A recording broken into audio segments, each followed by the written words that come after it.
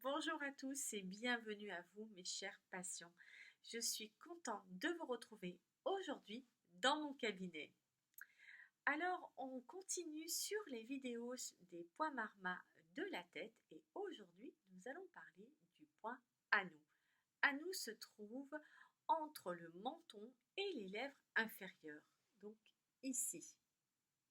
Donc, amasser dans un sens, puis dans un autre, ou en faisant des petites pressions.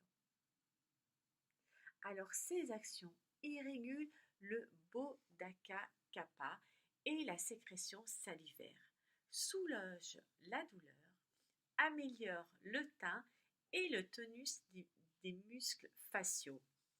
Donc régule le Apanavayu, soulage le stress et les émotions supprimées. Ces indications. Il est amassé lorsque vous avez des problèmes de salivation excessive, des troubles de l'articulation tempo-mandibulaire, des problèmes, des douleurs dans les incisives inférieures, une paralysie de Bell, des maux de tête au niveau des tempes, si vous avez un stress, un déséquilibre hormonal ou alors des douleurs au niveau des cervicales, des douleurs testiculaires ou au niveau de la prostate. Si vous avez aussi un problème d'hémorroïdes ou un dysfonctionnement sexuel. Des troubles émotionnels est aussi conseillé pour masser ce point. Au niveau des traitements, alors vous pouvez masser ce point avec une pression assez ferme pendant 1 à 2 minutes avec l'huile de brahmi et jatamansi ou l'huile de bois de santal qui peut surtout apaiser pitta et détendre l'esprit.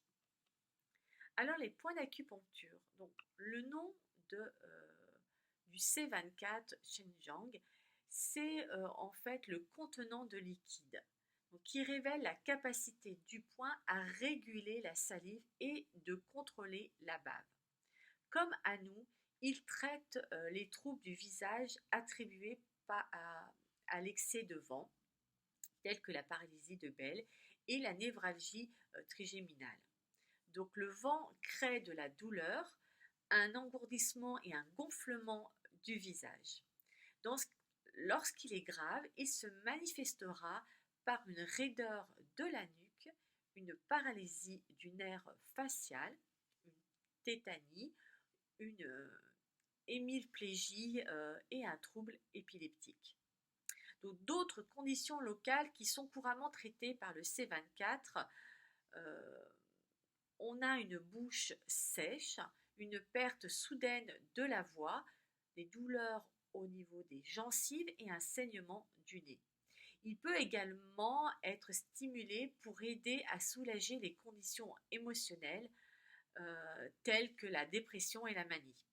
Donc, similaire à la capacité du point marma à traiter les infections pelviennes, donc ce point d'acupuncture, le C24, est indiqué pour l'urine foncée ou pour les masses abdominales chez les femmes.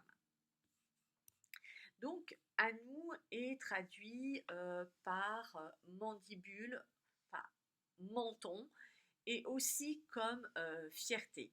Donc, parce que en fait, la fierté est liée à la capacité du point marma à susciter le courage et la confiance en soi. Donc, sous l'emprise de ces qualités, la posture est affectée et en se tenant droit et fier, le menton est tenu plus droit.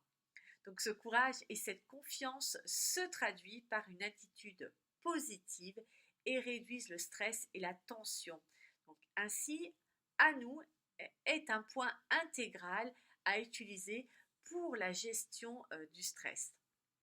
Donc par exemple pour Vata, donc les émotions telles que la peur, la solitude et le chagrin et la tristesse. Pour Pitta, c'est la colère, la fierté et l'excès de confiance. Et Kapha, c'est l'attachement, la cupidité et la mélancolie. Donc, Anou est lié fonctionnellement aux deux incisives inférieures et soulage la douleur et la congestion localisée dans les céphalées salivaires. Euh, donc, ce point marma peut également soulager donc, les troubles de l'articulation tempomandibulaire, donc les troubles de l'articulation tempomandibulaire ou les maux et les maux de tête temporels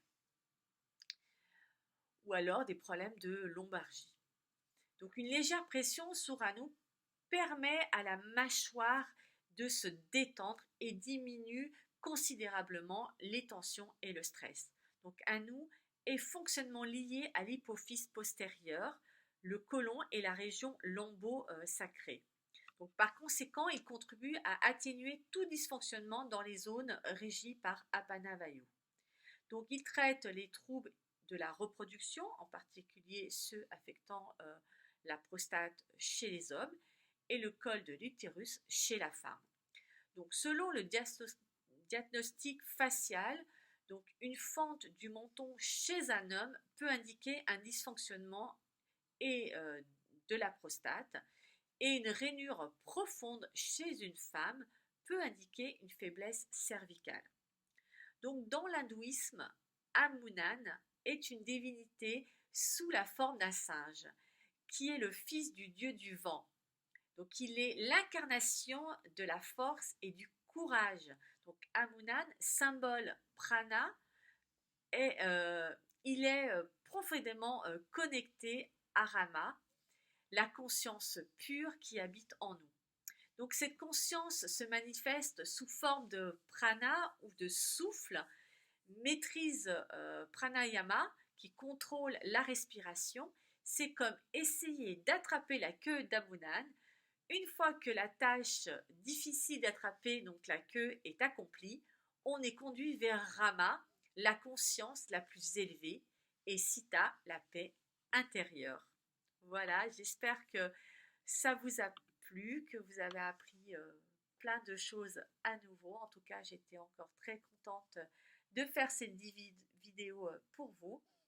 Je reste à votre disposition si vous avez des questions et je vous dis surtout à très vite pour une prochaine vidéo.